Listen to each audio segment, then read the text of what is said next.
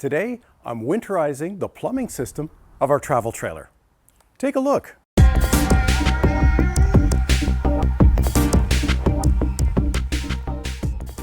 Hi, I'm Gio and welcome to the Geosphere. It's all about my world. If you love hiking, camping, the outdoors, cross-country skiing, projects around the house and garden, why not check out some of my other videos and maybe even subscribe? It doesn't cost you anything. We have had a fantastic camping season. We've been out more than we've been in the past and had some fantastic, wonderful adventures. But all good things must come to an end. It's that time of the year again. The leaves have started to change color and they've started to fall from the trees. The nights, well, they're getting just a little bit cooler and the days a little bit shorter. And all of that means just one thing. It's time to prepare the travel trailer for the winter. And by that, I mean winterizing the plumbing system. This is Kevin. Actually, he's Kevin too. Kevin is a Rockwood Mini Light 2205S, and he's new to us this year. I made a video about ordering Kevin, picking him up, and why we decided on the Rockwood and this floor plan. I'll leave a link in the description right up here or down in the description below, and you can click on that and check out the background story. Since this is a new camper trailer to us that I've never winterized before, I thought I'd make this video to take you along to show you the process. It won't take very long. In fact, I expect to be done in about an hour. Let's get started. Here's a look at the tools I'll be using to complete the job. The first tool I'm going to need today is a ratchet. I'm using a 1/2-inch ratchet. I'll also need an extension, one extension. Next important thing is the 27mm socket.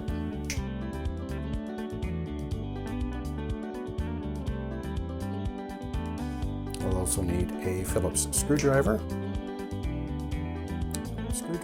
and of course I'll be using a DeWalt drill. And I'm going to be using a pump.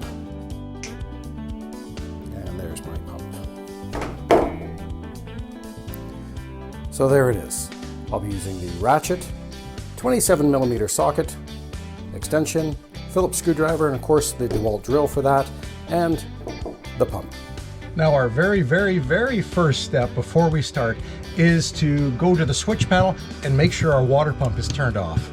The first step in the process is to go ahead and open all the taps inside the unit, and don't forget that outdoor shower. Next, I'm going to open the water tank main dump valve. Next, I'm going to remove the caps from the low point water drain on this unit. Now on our Rockwood, the drains are located at the back of the coach, here, right in the back corner, underneath the skirting. Next, we're going to open up the water heater paddle. We'll take out the anode rod and we'll open the pressure relief valve to allow all that water out of the hot water tank flood right out. In order to remove the anode rod, I need a 27mm socket on a 1/2-inch drive with an extension.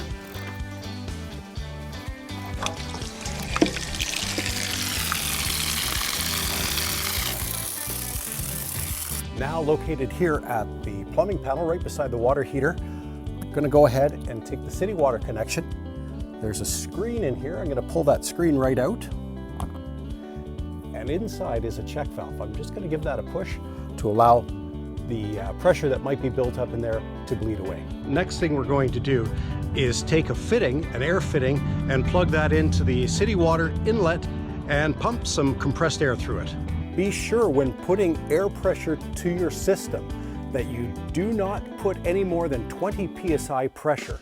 Anything more than that, you run the risk of blowing a line somewhere in the RV. We will now install the air hose adapter into the city water connection.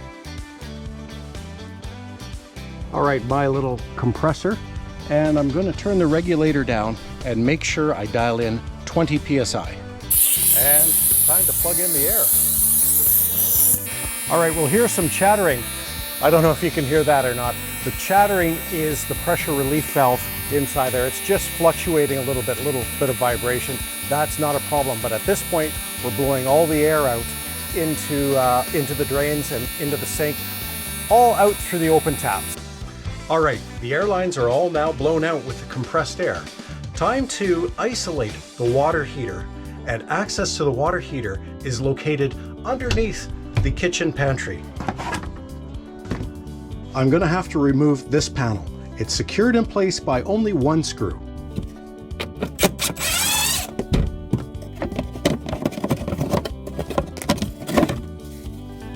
Now this water heater just utilizes a 2-valve isolation system. So it's just a matter of turning one valve one way, the other valve the other way, and now this is diverting water through the cold water up and around and out what would be the hot and out to the taps. So the water heater is now completely isolated from the water system. All right, our next step is now to access the water filter, which is located here in the bathroom underneath the vanity. Just like with the water heater, I have to remove the access panel to gain access to the water filter, and that's easily done just by one screw.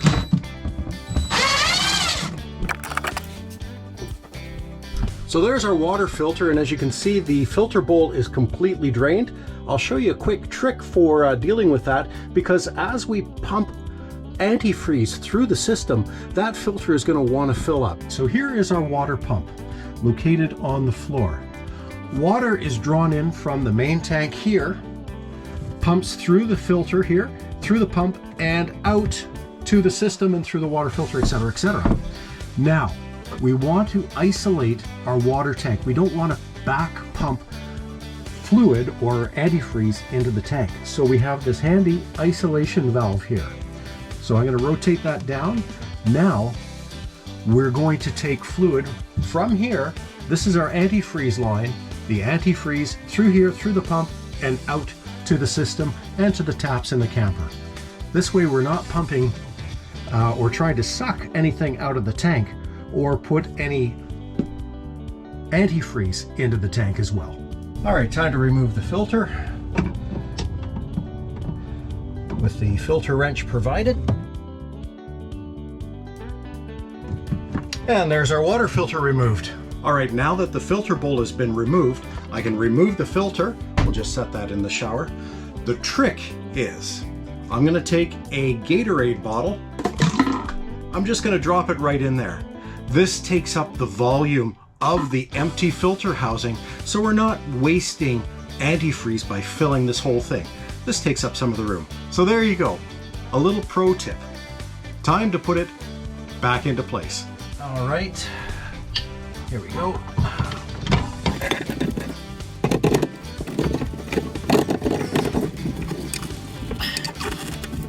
And I'm just gonna put that on hand tight because we don't need to really torque it on there. The next step is to close up all the taps, including the outdoor shower. We're gonna hook up the antifreeze and start pumping it through the system. All right, next step now, I've got my antifreeze. I'm gonna use the hand pump here. We're gonna pump some antifreeze into the city line. That way we fill the city line. Gonna pump some into the tank flush as well. So that line and the check valves in both of these systems are protected with antifreeze. Then we'll get rid of the pump. We'll just go to a straight line right out of the bucket into the antifreeze port, turn on the pump, and we'll pump the system full of antifreeze. Of course, the first thing to do is remove the air line.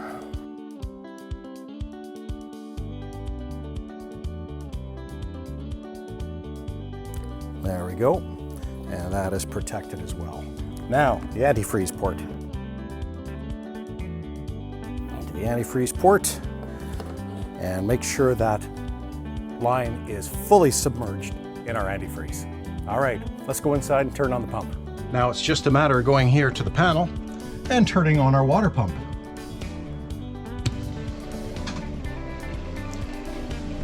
All right, now I can hear that pump pumping away. Should be drawing in all of that antifreeze and pressurizing the system. So let's open a tap or two and see what it looks like. There we are, a nice pink color coming out. That's on the hot. So on the cold. Let's have a look at our shower here as well. That's on the hot. Oh, nice and pink flowing. So we want to make sure that's all flowing nice and pink. last thing to do is the toilet.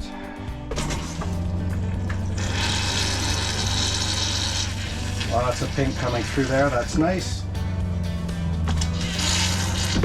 And we'll leave a bunch of pink antifreeze just in the bowl to help keep that seal moist and prevent it from drying out over the winter. The kitchen sink, that's on the hot. You should be seeing that flow. There it is, nice and pink. That's the cold. Let's go to the hot.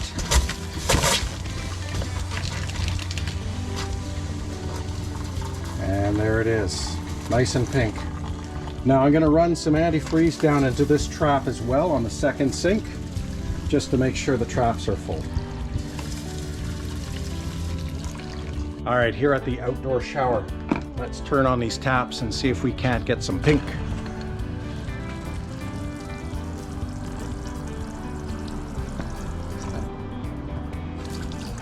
Turn on the cold here as well.